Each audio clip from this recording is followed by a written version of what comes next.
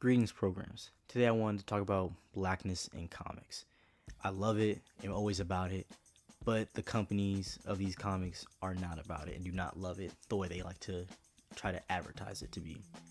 DC Powers is a comic that comes out every Black History Month, highlighting and celebrating the different black heroes, black writers, artists, and the few black villains that are within the DC universe.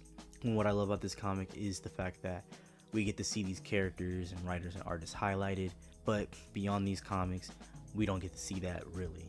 Where it's showing us characters interact, where we could get this as a long-term story or get these characters to pick up their own solo runs and have it be for the long term. It doesn't happen. And a big example, or one of the big examples, is Wally West and Jackson Hyde teaming up and beating some psychic villain. And the way they interact, the way they talk, it shows that there's a black voice behind their characters. And beyond this comic, we don't get to see them interact or team up like this. Like, the two of them having a long-term story would work. Like, these characters could hold out on their own or even just together. It would be incredible to see Jackson Hyde, the son of Black Manta, and Wally West, the son of one of the Reverse Flashes, team up and see how they relate to each other, coming from parents who are villains and being within spheres where it's very white centered. And that's just a concept that doesn't get explored enough. And then not even just with them teaming up, getting to see the non-white characters within a sphere of heroes team up, like how Wally and Avery, Flash of China, team up in Speed Force. It was a 6-issue series that I feel like could have gone longer and should have gone longer, because getting to see two non-white heroes team up is something that's like even harder to find, because these companies don't see it as viable, which it should be seen as viable, because these are incredible characters written on their own and written well together.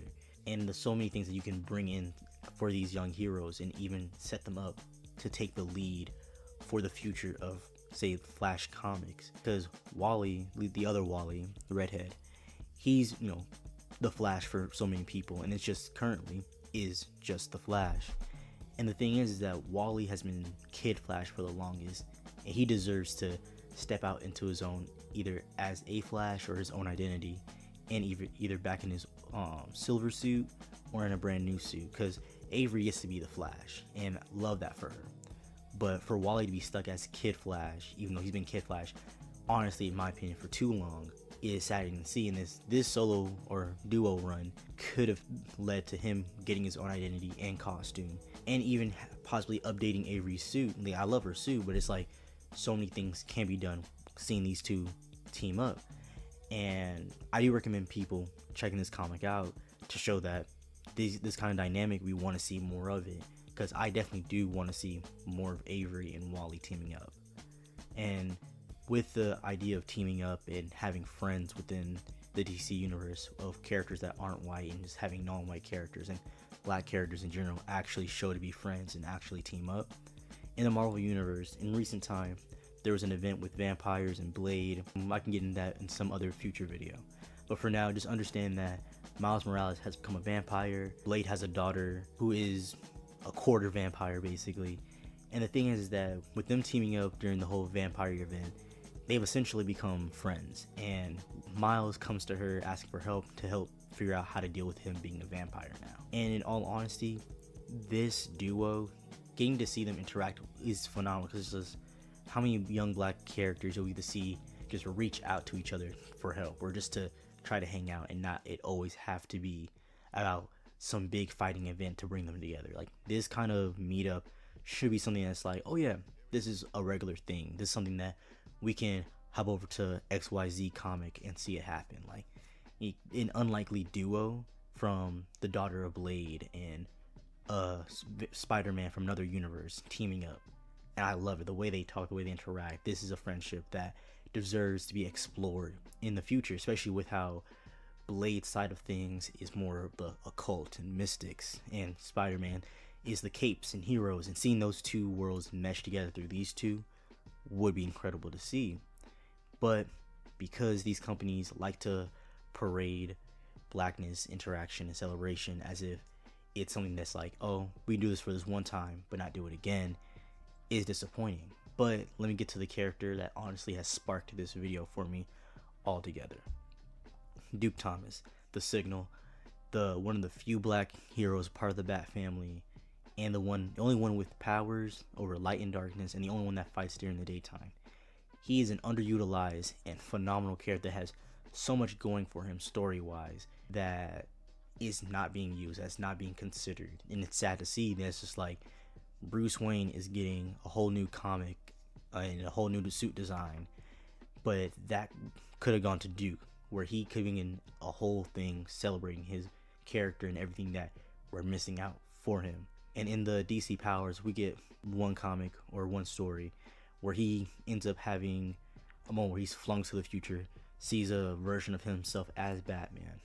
And this is incredible, like to see him gain that reconfidence in himself because he knows that he can do this. And also that confidence being not as strong until this moment is a sign that like having black mentors for these black characters should be a thing, because in all honesty, Bruce Wayne is not much of a mentor to Duke as he is towards the other family members. And I'm not saying that Bruce is racist or prejudiced in any way, but it is obviously within the writing and people in editorial not having that be brought up more as Bruce being a mentor is like sad to see, because it's just like they're not considering Duke all that much. Even in the fandom, Duke is not considered all that much.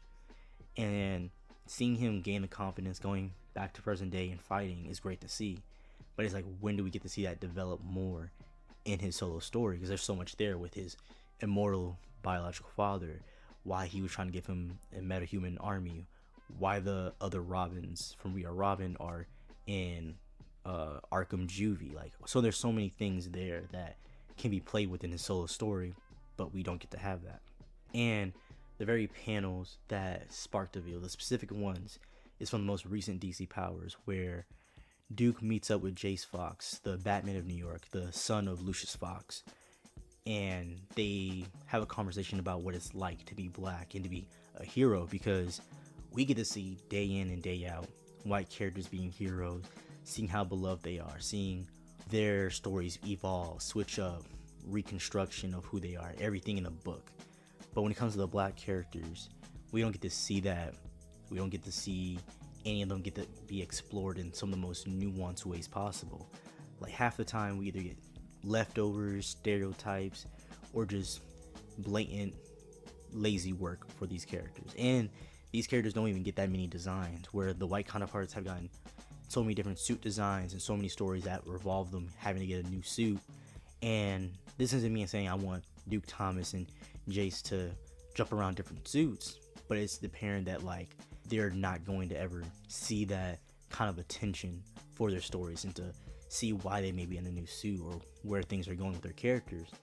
And I believe that Jace can be a confident mentor towards Duke and a more understandable mentor, because in all honesty, a white mentor of a hero going to train a black trainee or mentee, however you want to put it, it's fine, you know, it can be done well.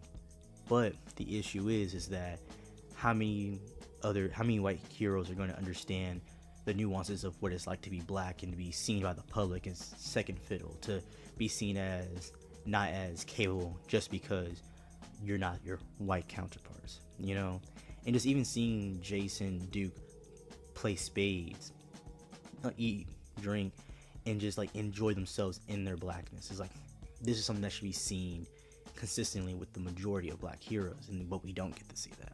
And that's something that needs to be a point to have, that going forward, blackness in comics needs to show that, oh yeah, these black characters don't exist in vacuums of being the only one a part of their, I guess, their sphere of the DC universe, or just simply the comic universe.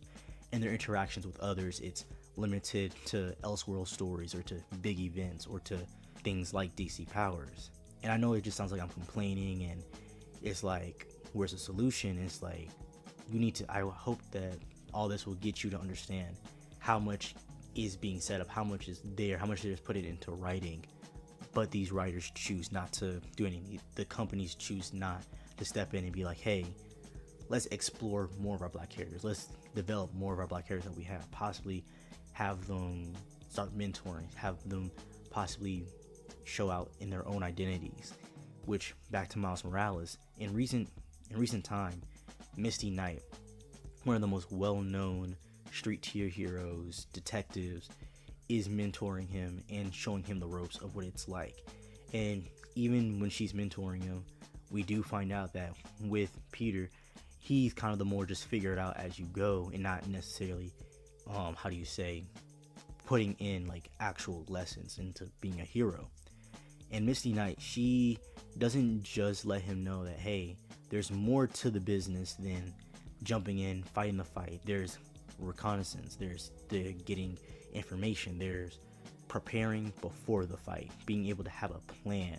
Because blackness and whiteness, when it comes to having a plan and not having a plan, should be shown in two different ways. Like, how many white characters get to have a plan, throw it out, and it's just like, hey, we figured it out? And how many black characters get to have that moment where it's like, oh yeah, we have a plan, but we're gonna figure it out, because we might just have to throw away the plan. None ever get that kind of opportunity to have that kind of flexibility with their hero story. And what's it called? Misty Knight, she takes him to the neighborhood and like puts it to a point where it's like, hey, heroes, they have their job to protect the people, but we as black heroes have a community to look after. Like, we do protect everybody, but nobody's gonna care for the black community like a black hero will. And that's like, she makes it a point to let him know that there's more to the hero business. There's the community that you're serving, and then you have to also be a part of to understand what's to come. And a big thing of community and heroes is teams. When we look up teams for DC Universe or the Marvel Universe, these teams are either majority white, only white, or the most non-white character is either somehow a machine or an alien. And the thing is, if the one black hero that's a part of the team, is like, where's their development, and how is that them being the only black hero on the team anything that makes sense? There are tons of black heroes out here. Like with Teen Titans, Cyborg is a most notable black titan. But the thing is that there are plenty of other black titans that could be on the team, but he's always regulated to be the token and one only black hero to the team. And you have Starfire, who isn't white, but is an alien, and it's like, there could be camaraderie there of them being the most different out of the team. But still, Victor Stone is set up to be the token black hero whenever he's brought up into these discussions of teams, or just showing up, as he's been part of Justice League, and he was honestly just the computer guy. He doesn't get a whole lot done with him, because the efforts that's put into right for Nightwing, Donna, Starfire, Raven, Wally, is not the same effort that's put in for Victor. He is relegated to just the IT dude, or just as the checkbox for having more than one non-white person on the team. Even with the Justice League, like Justice League of America, or even just the International Justice League, they may have a few non-white characters, but it still ends up being majority white. Or these black characters or non-white characters end up not getting that development within the story like everyone else does on the team. Even with the Legion of Superheroes, they probably have the most diverse team, like visually, out of all teams in the DC Universe. But the question is, do any of the non-white characters here actually have any development? Do any of them have any stories that are beyond just this random Legion of Superheroes story and being thrown up onto the screen to show that there's this whole branch of heroes?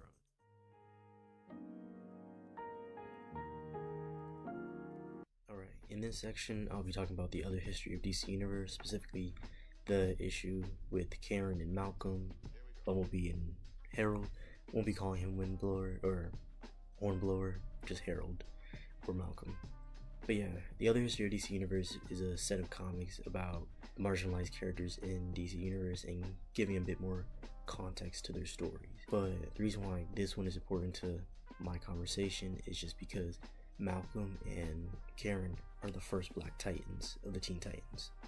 And the thing is that in the other history comic, we get both their perspectives on A, how they come into becoming Titans, and B, just how they viewed their own experiences. And it's an incredible read. Definitely go check it out. But to give you an idea of how Malcolm was to become part of the Titans, what you should understand is that the Titans had to stop a shooter and failed, ended up getting a man killed. So their mentors, the Justice League, tell them, put the suits away, go to Hell's Corner, and lay low. Like, you're not gonna be doing your hero thing for a long time. They get to Hell's Corner, Lilith gets in trouble, Harold, or Malcolm at this time, tries to help, and which he does, and he brushes off the Titans, not wanting to join a group, not wanting to even be bothered with them.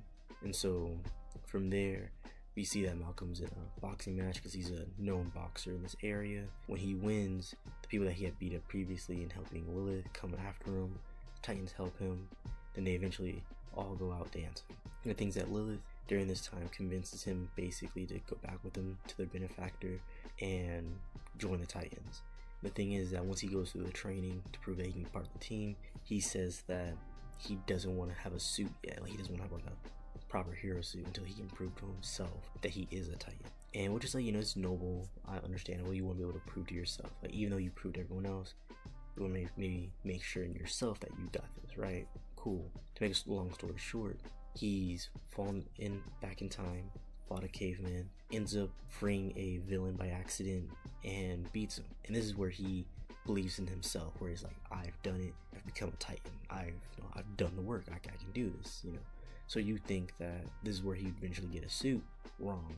A number of comics go by, he still gets no suit, no name. He ends up fighting the ghost of a slave owner, which out of all characters to fight a slave owner, it's him that has to fight him. Why is that? Like, why is that this black hero has to be the one to deal with a black slave owner's ghost? But eventually the Titans would be attacked and captured by Dr. Light. What Malcolm would do is he would get the exoskeleton of a previous villain, take the suit of the first Guardian, put the suit on, take the shield, and go and save the Titans. And, it was incredible. He showed that he can handle this. He's come to his own. But the big issue is that Speedy starts shooting off at the mouth, calling him a second-rate hero, and coming at him for using someone else's gear and name. And the thing is that out of all people to be saying this, Roy is saying this. Someone who is literally just an archer, just like his mentor, which there is no problem with until he made it an issue that Malcolm is using someone else's gear, someone else's tools to be a hero. And the thing is that Roy has never spoken this way to Robin, Wonder Girl, Kid Flash, and he says it's, he was just kidding. But how come you get the kid like that with Malcolm, the only black member of the team? But he's never been seen to gel like this with anyone else, and with how they are to their mentor, especially someone like Kid Flash, Wonder Girl, and Robin. And so this is just another showing of blackness being seen as like second rate, seen as not good enough, especially when he is here saving the whole team. And eventually he knock Speedy on his ass, then go off, leaving the room. He also would end up dying in an explosion not sometime after. And the thing is that he'd get confronted by Azrael, the angel of death. He'd box him in a spiritual boxing ring and win. And this is something that like never gets brought up. Like, no one knows except for like him and presumably his girlfriend at this time, Karen Bumblebee, that he's fought the angel of death and won. And Gabriel, the other angel, will give him his horn so that he can even the odds whenever he's in a fight. But the thing is that after this, he doesn't get a suit for a good while. But he does use the horn a number of times to bring the Titans together to even the odds. And the first couple of times, I'm like, okay, cool. But the thing is that he just became a plot device just so that the Titans can fight together. And yeah, sure, making sure the team can work together to beat the big bad of whatever the issue is good. But his role is now just to bring the team together. Nothing more, nothing less. And he still doesn't have his own suit. And the thing is that in issue 45 of Teen Titans, he would call Karen, his girlfriend, letting her know that like, Speedy, or basically he's done with the Titans after what Speedy has said. And she's like, what's going on? And basically, he hangs up, I ain't gonna deal with the Titans anymore. And this is where he ends up dying and going to fight Azrael. But the thing is that what he doesn't realize is that Karen is going to stand 10 toes down for him. And so she put together a super suit designed after Bumblebee, allowing her to fly, super strength, plasma blast. Like, she's incredibly smart, able to do this as a teenager. And so she goes after the Titans and specifically attacks Malcolm to prove to him the Titans don't care, just so that he understands, leave this team, you can be a hero on your own. Essentially is what kind of her headspace is. But the Titans show that they do care about him, and she's like, I'm sorry, this, that, and the third. She even makes Malcolm his own suit, which is, great. They join the Titans together as the first Black Titans, the first Black couple to join the Titans, right? But the thing is, eventually the Titans would disband, and eventually they would come back together, but they come back together with Cyborg as the only Black member. And something that, if you don't know or you've heard little about, is that at this time, and even for a long time after, and still even to this day, there's an issue of when there's teams put together, groups to put together, there's always one Black member. There can never be more than one. Otherwise, they either have issues with each other, or one's gonna have to die off, one's going to have to leave. But the big thing with these two that I love so much is that they're dynamic. Like, no matter what went down, no matter how things got, no matter how forgotten they may have felt on their own, they stuck by each other through and through. They eventually even would have a kid, and this dynamic right here is what I love so much, is that it's so different because she seeks out the hero life. He's done with the hero life. The last time we saw them, he is known as a world-renowned musician, essentially, and she wants to be a hero. He wants to stay home, so he's an at-home dad. As much as you can be at home as a musician with their daughter, I believe.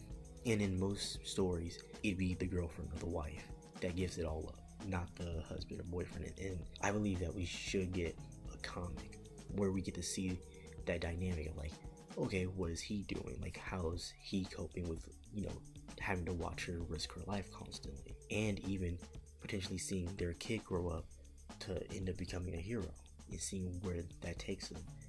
And the biggest issue I have with these first two Black Titans being forgotten is that there are no young Black heroes looking up to them, because I believe the majority of young Black heroes should be looking up to these two specifically, because they showed that young Black heroes can do it within the DC universe. Like, they showed that they can do it. So yeah, like, if you ever have a conversation about the Titans, don't forget Malcolm and Karen. Don't forget Bumblebee and Harold. Sometimes he goes as Guardian, however you want to place it. I always stick with him as Harold. And if you ever want to have a conversation about Black couples within comics or Black couples in DC comics, always bring them up, because their dynamic is very unique and they're just both incredible. And if you didn't know, Bumblebee is one of the smartest people in the DC universe. Personally, I'd probably say top 5, if not top 3. And that's just my opinion. But definitely look more into Bumblebee and Malcolm wherever you can. I hope that they can get a comic in the future highlighting their position and highlighting what they mean to Black heroes in this universe.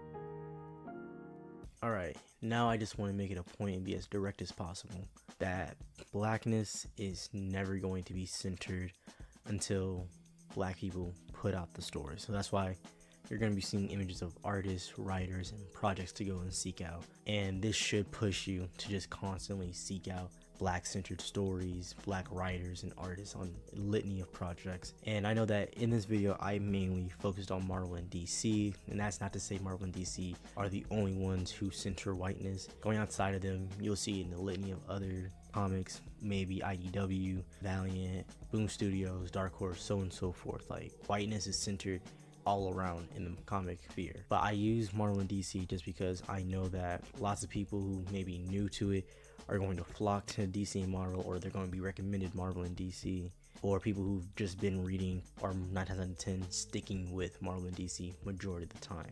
But even if you're just sticking with those, look at the artists that are behind these comics, the writers. Look at the stories that have Black centeredness, because one thing to always ask yourself, how come is my collection filled with just majority white teams? mainly with white characters at the center. How come I don't have more black and brown stories at the center of your collection? And I'm not saying every story is going to be a cup of tea. I'm not saying support every story that's out there that's not white just because it's black and brown. Because, you know, not every story is going to be great, but you must at least seek it out and give it a chance, because our stories as black creatives can only be pushed out if supported truly, because there are a litany of incredible stories that you could support, a litany of people you could support, and they get drowned out because the sphere of just media and just being a nerd in this space is white centered to the nth degree. And I need everyone who is black and brown, everyone who is queer, to prop your stories up, to seek out queer and disabled stories and writers and artists, because until they are propped up like these white creators or white counterparts are, then our stories will never be centered outside of ourselves. And we know we are the best people to tell our stories, but the one thing that we know for a fact is that within these companies, whiteness is going to be the ones to be put first. So we also have to show them that within their own companies, that black stories are wanted, that are needed, queer stories are wanted and needed, stories involving a litany of level of identities. And I know I didn't get a whole lot into that in this video, because simply I just want to be able to push the general idea as much as possible. And there are definitely more people out there who are better equipped to bring up these different level of identities. So please do your due diligence. Seek out these stories that are beyond just white and straight, that are beyond the status quo of storytelling. And if you enjoyed what I've put out today, put in the comments any recommendations you may have, stories that you may have loved that aren't white straight centered, and stay nerdy.